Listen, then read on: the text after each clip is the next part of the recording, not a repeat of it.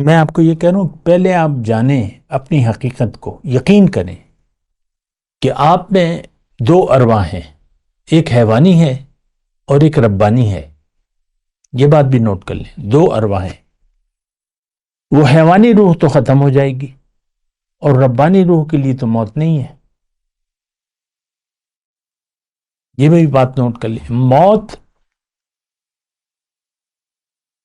ایک انتقال ہوتا ہے، موت کے وقت ہم منتقل ہو جاتے ہیں، اصل زندگی شروع ہو جاتی ہے موت کے وقت۔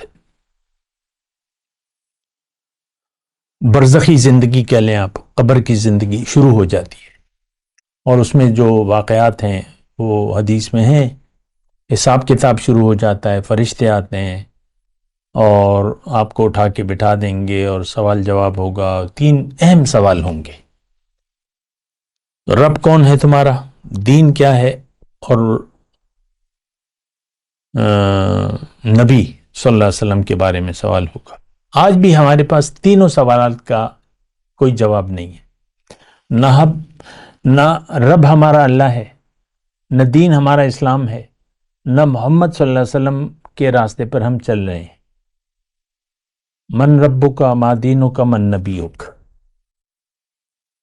نہ ہم اللہ کو جانتے ہیں، نہ اپنے پیغمبر صلی اللہ علیہ وسلم کو جانتے ہیں۔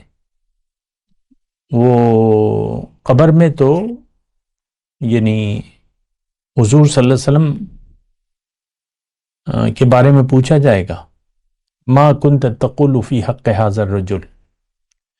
تو دیکھیں، تینوں سوالات کے ہمارے پاس جواب نہیں ہے، اور یہ میں جو آپ کو بات بتا رہا ہوں یہ تو ہم سنتے ہیں، خطیب صاحب ہمیں بتاتے ہیں کہ تین سوالات ہوں گے، یہ ہوں گے۔